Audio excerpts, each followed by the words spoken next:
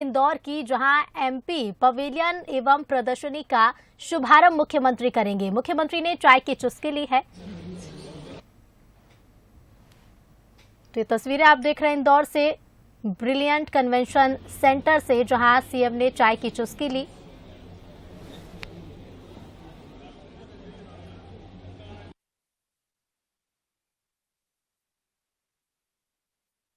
एवं प्रदर्शनी का शुभारंभ करेंगे मुख्यमंत्री शिवराज सिंह चौहान, और इसके पहले सीएम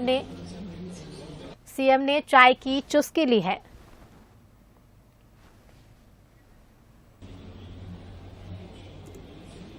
तो मुख्यमंत्री शिवराज सिंह चौहान इंदौर में हैं, जहां सीएम ने एमपी पवेलियन एवं प्रदर्शनी का शुभारंभ किया है।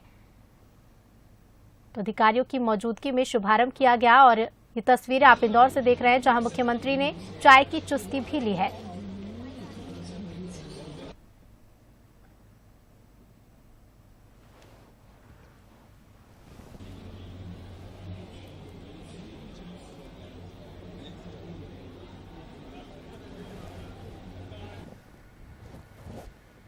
तो आज से इंदौर में 3 दिन तक चलने वाले प्रवासी भारतीय सम्मेलन का आगाज हो गया है, जिसमें 9 जनवरी को पीएम मोदी तो 10 जनवरी को राष्ट्रपति शिरकत करेंगी। इसके साथ ही मुख्यमंत्री ने ये शुभारंभ किया, और ये तस्वीरें आप देख सकते हैं। रिबन काटकर सीएम ने शुभारंभ किया है ब्रिलियंट कन्वेंशन सेंटर का। प्रदर्शनी का मुख्यमंत्री ने शुभारंभ किया, और इसके साथ ही मुख्यमंत्री ने चाय की चुस्की का आनंद भी लिया है।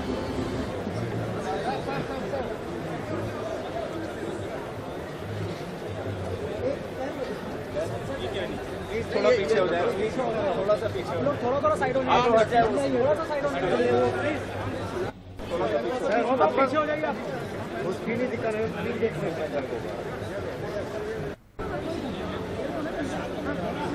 कोई बात नहीं, आएंगे यार, आपको में सब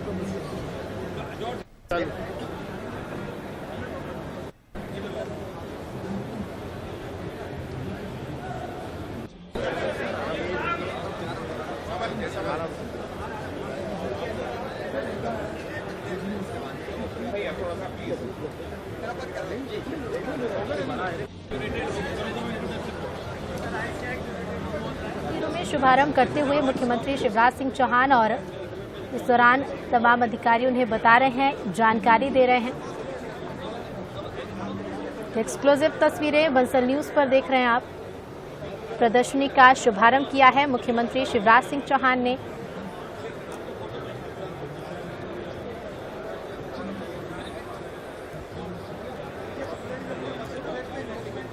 ब्रिलियंट कन्वेंशन सेंटर की शुरुआत की गई है।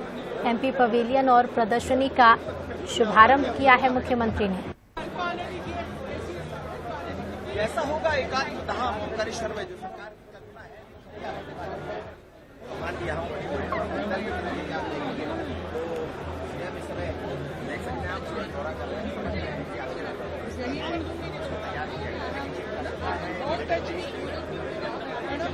इंदौर के ब्रिलियंट कन्वेंशन सेंटर से ये तस्वीरें आप देख रहे हैं।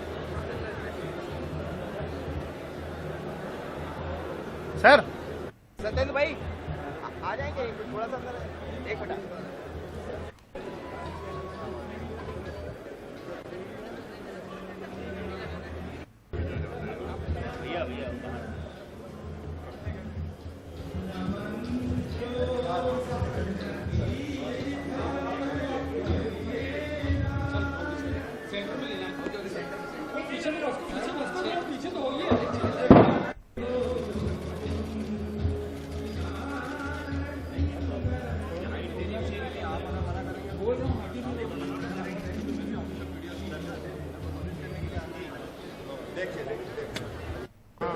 तो 3 दिन तक चलने वाले प्रवासी भारतीय सम्मेलन की शुरुआत हो चुकी है।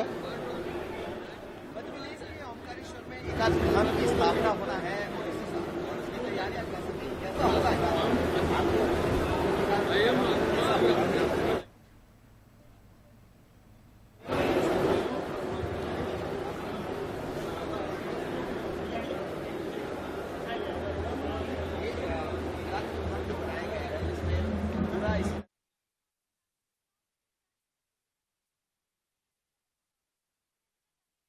आप देखिएगा इस समय हम देख सकते हैं बार बार शंकराचार्य जी की याद आती है, लेकिन अब तो आदि शंकराचार्य विराजने वाले, और ये वही एकाध धाम है। मेरे साथ शेखर शुक्ला जी हैं, एमडी हैं, एमपी टूरिज्म के प्रमुख सचिव हैं। सर, किस तरह का होगा, क्या यहाँ जो दिखाया गया है यही है एकात्मा?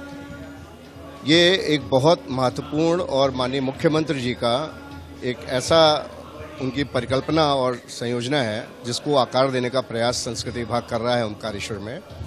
ये आचार्य शंकर जब 11 वर्ष की उम्र में ओमकारेश्वर अपने गुरु के पास आए और वहाँ से फिर उन्होंने पूरे देश को एक सांस्कृतिक सूत्र में बांधने का काम किया, उसके आधार पर पूरा एक प्रोजेक्ट बन रहा है जहाँ पे आचार्य की एक मूर्ति लगेगी 107 फीट ऊंची, और एक आदिशंकर म्यूजियम बनेगा जिसमें विभिन्न प्रकार से आचार्य की फिलॉसफी, अद्वैत फिलॉसफी और वेदांत का सार तत्व वहाँ पर शोकेस किया जाएगा।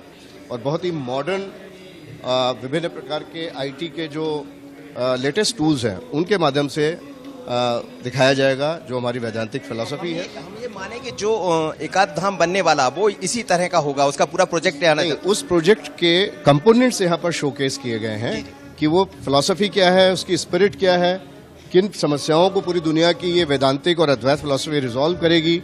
एक आचार्य शंकर इंटरनेशनल इंस्टीट्यूट ऑफ वेदांत वहाँ पे बन रहा है, तो उसके दायित्व क्या होंगे और किस प्रकार से आज की जो कॉन्फ्लिक्ट्स हैं उनको कैसे रिजॉल्व करेगी, और प्रोजेक्ट्स के कंपोनेंट्स क्या होंगे यहाँ पे आप देख सकते हैं। उसकी यात्रा बताइए अभी तक की प्रोजेक्ट की, और फिर यहाँ पर आपको देखे, अब आपका कैमरामैन नहीं है तो ये उसके डिफरेंट कंपोनेंट्स हैं, ये सारे कंपोनेंट्स बताए हैं।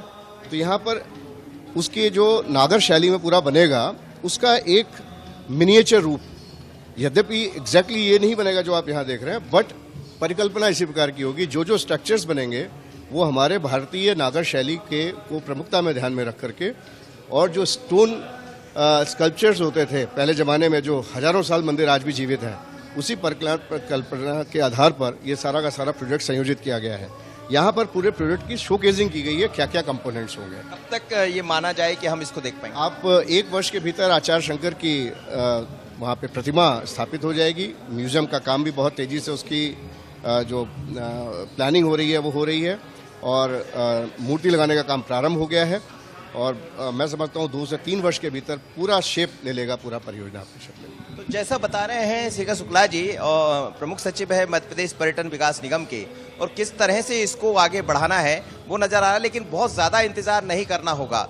आचार्य शंकर के बारे में आपने सुना होगा, शंकराचार्य जी के बारे में आपने सुना होगा, जब 12 साल की उम्र में ओमकारेश्वर पहुंचे थे, तो पूरी कल्पना आप देखिए इस तरह पूरा दिखाई देगा, और एक तरह से जब बनकर तैयार हो जाएगा तो इस तरह पूरा जो प्रोजेक्ट है वो नजर आएगा। इसको बाकायदा यहाँ तैयार किया गया है, और एक पुरातन संस्कृति जो नागर शैली हमारी रही है वो नजर आएगी। लेकिन शंकर का रूप, आचार्य शंकर जब यहाँ पहुँचे थे शंकराचार्य जी, तो कैसे यहाँ रहे होंगे, किस तरह उन्होंने किया होगा, उसी तरह की कल्पना की है। तो अब महाकाल लोक के बाद तैयारी एकात्म धाम की है। कैसा होगा एकात्म धाम, शायद उसकी तस्वीर यही है। आशीष खरे के साथ मनोज सरी, बंसल न्यूज, इंदौर। तो ब्रिलियंट कन्वेंशन सेंटर की शुरुआत की गई है। प्रदर्शनी का मुख्यमंत्री ने जायजा लिया। एमपी पवेलियन एवं प्रदर्शनी का शुभारंभ किया गया है। इसके साथ ही आपने देखा तस्वीरों में किस तरह से मुख्यमंत्री शिवराज सिंह चौहान ने चाय की चुस्कियों का आनंद भी लिया है। तो आगामी प्रोजेक्ट को लेकर क्या कुछ रूपरेखा रहेगी, इस प्रदर्शनी के माध्यम से बताया जा रहा है।